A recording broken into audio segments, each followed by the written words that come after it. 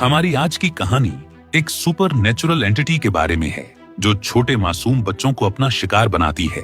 उसकी पावर्स इतनी भयानक है कि वो उसकी मदद से किसी को भी एक जिंदा लाश में कन्वर्ट कर सकती है। ऐसे में क्या कोई उसकी पावर्स के आगे टिक पाएगा? क्या ऐसी सुपर नेचुरल एंटिटीज को हराया जा सकता है? फिल्मी बॉक्स सिनेमा में आज हम एक्सप्लेन करने जा रहे हैं Hollywood horror film monster summer. कहानी की शुरुआत में हम एक लड़के रॉनी को देखते हैं जो एक सुनसान घर में से कांच तोड़कर भाग रहा होता है। वो बार बार पीछे देख रहा था जैसे कि कोई उसका पीछा कर रहा हो। इसी बीच उसकी गन जमीन पर गिर जाती है जिस पर उसका ध्यान नहीं जाता है। वो भागते हुए जंगल में चला जाता है जहाँ पर वो अपना बैग चेक करता है जिसमें एक एनवेल्प और कुछ सिल्वर बुलेट्स होती हैं, पर उसकी पिस्टल वहाँ पर नहीं होती। तभी अचानक कोई उसके ऊपर अटैक कर देता है जिसके कुछ देर बाद पुलिस उसको ढूंढते हुए आती है, पर रॉनी उनकी बात पर कोई रिस्पॉन्स नहीं कर रहा था। ऐसा लग रहा था कि मानो वो एक जिंदा लाश हो। यहाँ से सीन ईयर 1997 पर शिफ्ट होता है जहाँ पर हम मार्था वाइनयार्ड नाम की एक जगह को देखते हैं। इस जगह पर नोआ नाम के टीनेजर का घर होता है जो अपने टाइपराइटर पर कुछ लिख रहा होता है। असल में नोआ अपने पिता की तरह ही एक राइटर बनना चाहता है जिसके लिए वो दिन रात इसी काम पर लगा रहता था। हम देखते हैं कि नोआ के डैड उनके साथ नहीं रहते हैं जबकि उसकी मदर एबी ने उनके घर पर पेइंग गेस्ट रखे हुए थे, जिसमें प्रेजेंट में वहाँ मिस हेल्वेसन नाम की एक लेडी रहती थी। मिस हेल्वेसन का आउटफिट कुछ विच की तरह लग रहा था जो कि एबी को काफी अजीब लगता है, पर फिर भी वो इस पर कुछ नहीं कहती है। वहीं नोआ का आर्टिकल अब कंप्लीट हो चुका था जिसके बाद वो एक रेस्टोरेंट में एक न्यूज़पेपर एडिटर से मिलने जाता है। वो नोआ के आर्टिकल को पढ़कर उसे प्रिंट करने से मना कर देता है क्योंकि उसने उसमें सुपर नेचुरल एंटिटीज के बारे में लिखा होता है जिसे प्रिंट करना उसे ठीक नहीं लग रहा था क्योंकि न्यूज़पेपर में फैक्ट्स प्रिंट होते हैं न कि मन की बातें। वो नोआ को ये भी समझाते हैं कि उस टाउन में टूरिस्ट रिलैक्स करने के लिए आते हैं और वो भी इस तरह का कंटेंट पढ़ना पसंद नहीं करेंगे। खैर, इन सब के बाद नोआ अपने फ्रेंड्स के साथ बेसबॉल खेलने जाता है जहां उसका फ्रेंड बेन एक शानदार शॉट से उनको मैच जिता देता है। असल में नोआ, बेन, सैमी और यूजीन आपस में अच्छे दोस्त थे और वो सभी टीनेजर्स हमेशा साथ रहा करते थे। इन सब के बाद वो लोग घर जा रहे होते हैं। तभी रास्ते में एक घर आता है जिसे देखकर वो आपस में उसके बारे में बात करने लगते हैं।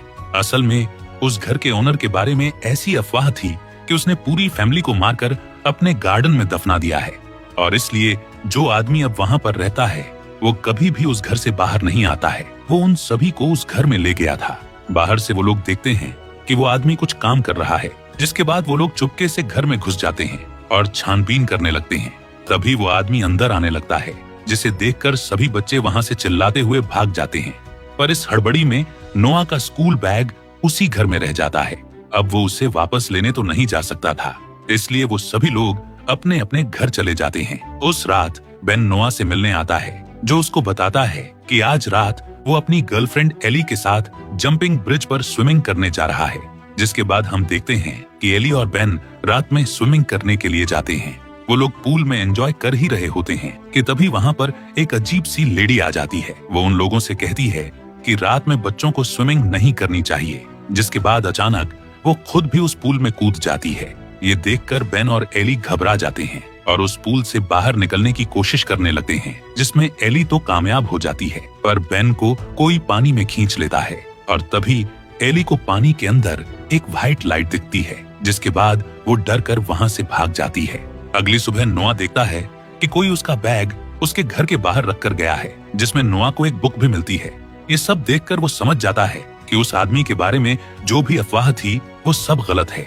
इन सब के बाद वो बेन से मिलने जाता है जहाँ पर वो देखता है कि उसके घर के बाहर पुलिस है। वो छुपकर बेन की मदर और पुलिस वालों की बातें सुनने लगता है जहाँ पर उसको पता चलता है कि कल रात से बेन अजीब सा बिहेव कर रहा है। ये सुनकर वो बेन से मिलने जाता है। वो बेन से बात करने की कोशिश करता है पर वो उसकी बात का कोई भी जवाब नहीं देता है, जिससे नोआ ये समझ जाता है कि जरूर बेन के साथ कुछ हुआ है। उसे पता था कि बेन एली के साथ गया था, इसीलिए वो अब उससे मिलने जाता है जहाँ एली उसे कल रात की सारी बातें बता देती है। पर नोआ को ये सब कुछ काफी अजीब लगता है, जिस पर एली कहती है कि वो जानती है कि नोआ उस पर विश्वास नहीं कर रहा है, पर यही सच है। इन सब के बाद नोआ उस जंपिंग ब्रिज पर जाता है जहाँ कल रात बेन और एली गए थे। वहाँ पर उसको एक ब्लैक क्लॉथ मिलता है। तभी उसको वहाँ पर मिस हेल्वेसन दिखती है जो उसको वेव करती है, जिस पर नोआ भी उनको वेव बैक करके चला जाता है। कुछ देर के बाद नोआ उसी आदमी से मिलने वापस जाता है जिसके घर में वो लोग उस दिन गए थे। उस आदमी का नाम असल में जीनी था। जीनी रिटायरमेंट के बाद अब अपनी लाइफ एंजॉय कर रहा था, यानी कि इसके बारे में अब सभी अफवाहें पूरी तरह से बेबुनियाद साबित हो गई थीं। इसके बाद नोआ उसे बेन के बारे में बताता है और जीनी को उनकी मदद करने के लिए कहता है, और जीनी को इन सब बातों पर बिल्कुल भी विश्वास नहीं था, इसलिए वो उनकी मदद करने से मना कर देता है। उस शाम एबी नोआ को मिस हेल्वेसन के रूम के बाहर खाना रखकर आने के लिए कहती है, जिसके बाद जब नोआ उनके रूम के बाहर जाता है तो उसे कुछ लैटिन में चैंटिंग सुनाई देती है, जिससे उसको डाउट होने लगता है कि कहीं मिस हेल्वेसन ही तो वो विच नहीं है। अब ये चेक करने के लिए वो उनके डोर के नीचे एक नाइफ रखता है, पर तभी मिस हेल्वेसन उस नाइफ को देख लेती है, जिससे डर कर नोआ वहाँ से भाग जाता है।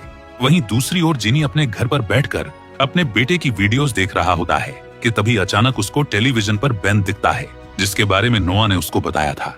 ये सब देखकर वो नोआ की हेल्प करने का फैसला करता है।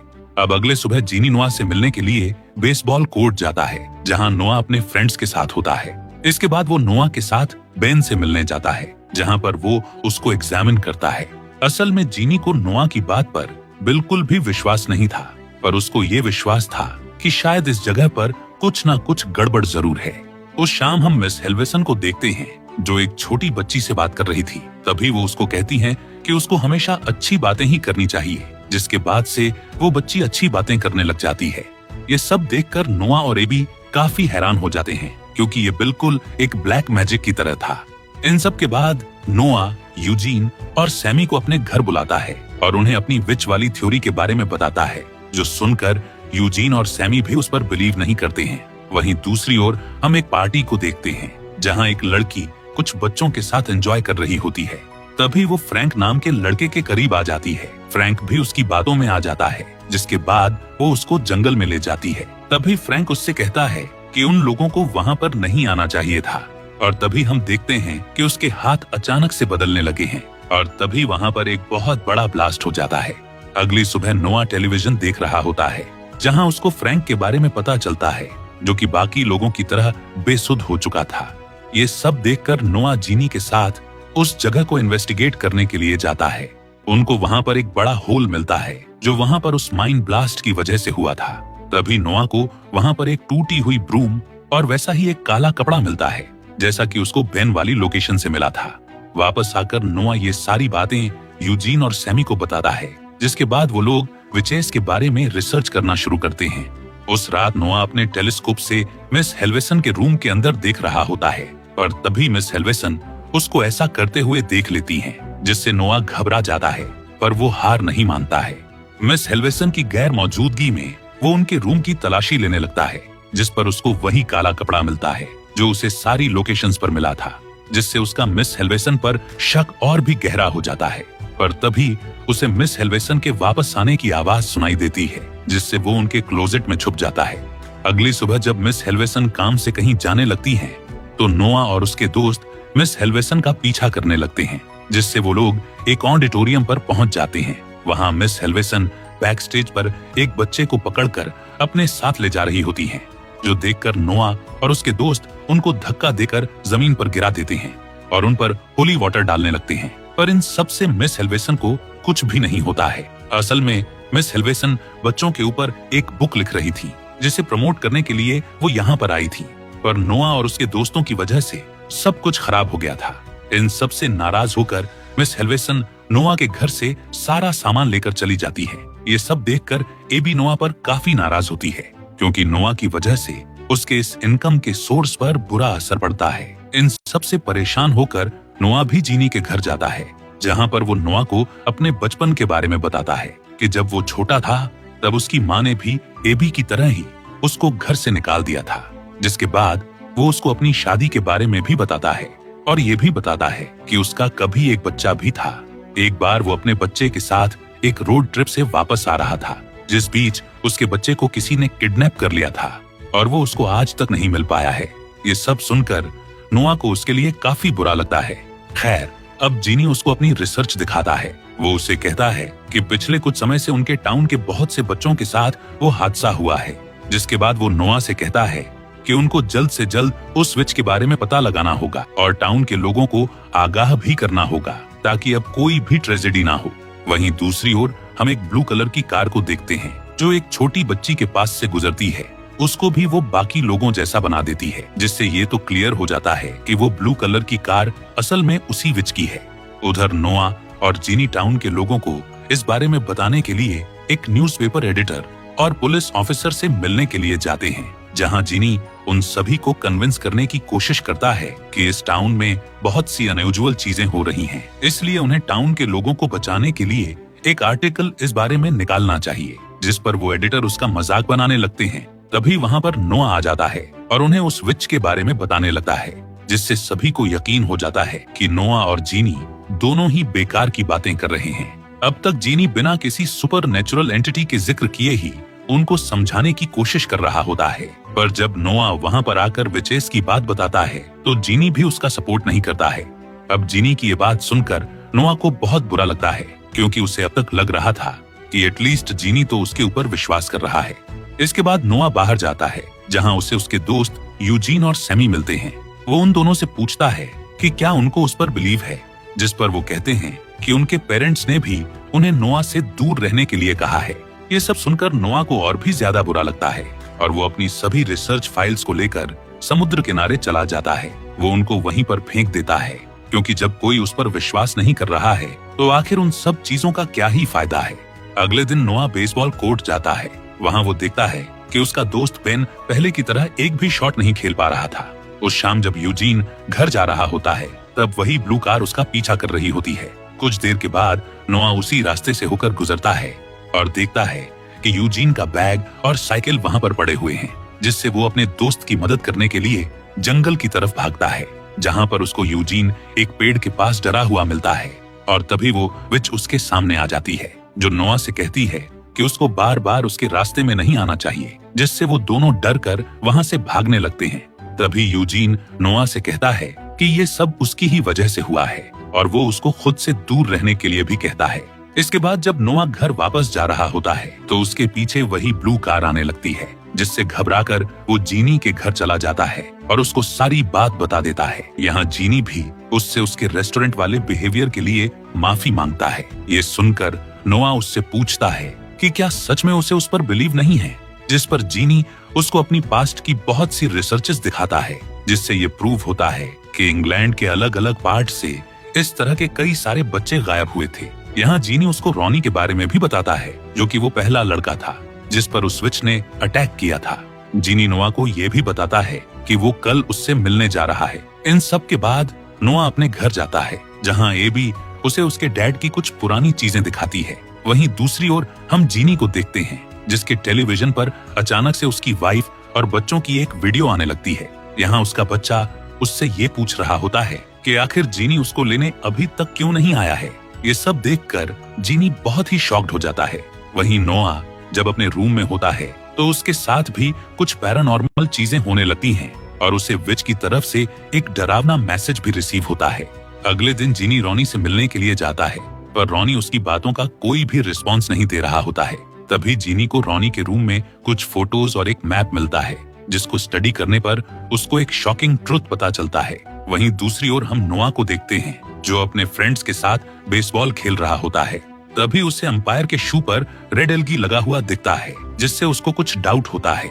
और जब अंपायर उसको सिग्नल देता है तो वो देखता है कि उसका हाथ भी जला हुआ है, जिससे उसका शक यकीन में बदल जाता है। इसके बाद वो यूजीन और सैमी को बताता है कि उसने हमेशा सभी लोकेशंस पर रेड एलगी को देखा है और अंपायर के शू पर भी वही सेम एलगी लगी हुई है और उसके साथ साथ उसके हाथ पर उस बर्न का निशान भी है, जो शायद उस माइन एक्सप्लोजन के कारण हुआ होगा। ये सब सुनकर अब वो सब अंपायर के घर तलाशी लेने जाने का फैसला करते हैं। वो सब वहाँ पर कैमरा भी लेकर जाते हैं ताकि वो घर के अंदर की रिकॉर्डिंग कर सके।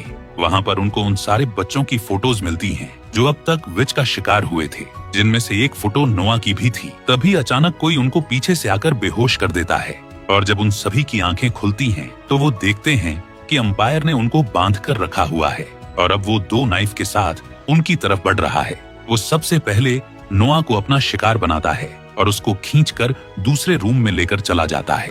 इसी बीच नोआ टेबल से लाइटर गिरा देता है और अपने दोस्तों की तरफ फेंक देता है, जिससे यूजीन और सैमी अपने आप को फ्री कर लेते हैं। इसके बाद वो नोआ को बचाने के लिए जाते हैं। वो लोग विच पर हमला करते हुए वहाँ से भागने लगते हैं। वो उन्हें पकड़ने ही वाली होती है, पर तभी वहाँ पर जीनी आ जाता है, जो उस विच पर सिल्वर बुलेट्स का इस्तेमाल करता है, जिससे विच कुछ देर के लिए कमजोर हो जाती है और वो सभी बच्चों को वहाँ से जाने के लिए कह देता है। पर नोआ उसकी हेल्प करने के लिए वहीं पर रुक जाता है, जिससे वो विच उसे पकड़ लेती है और उसकी सोल सक करने लगती है। पर तभी जीनी बहुत सी सिल्वर बुलेट्स उस पर शूट कर देता है, जिससे उस विच के अंदर से सभी बच्चों की सोल्स निकल जाती हैं और उसका अंत हो जाता है। इस बीच विच का पूरा घर जल जाता है, जिसके साथ वो सभी एविडेंसेस भी जल जाते हैं जो उन लोगों ने कलेक्ट किए थे। खैर, अब सभी बच्चों की सोल वापस आने से वो सब बच्चे नॉर्मल हो जाते हैं। जहाँ पर फाइनल सीन में हम देखते हैं कि बेन बेसबॉल खेल रहा होता है, जहाँ वो शुरू के 2 शॉट्स नहीं खेल पाता है, पर जैसे ही उसकी सोल उसकी बॉडी में वापस आती है, वो एक बेहतरीन शॉट मारता है और विनिंग रन के साथ अपनी टीम को जिता देता है। नोआ को भी उसका दोस्त बेन वापस मिल जाता है और इसी के साथ ये कहानी यहीं पर खत्म हो जाती है। मिलते हैं अगली वीडियो में।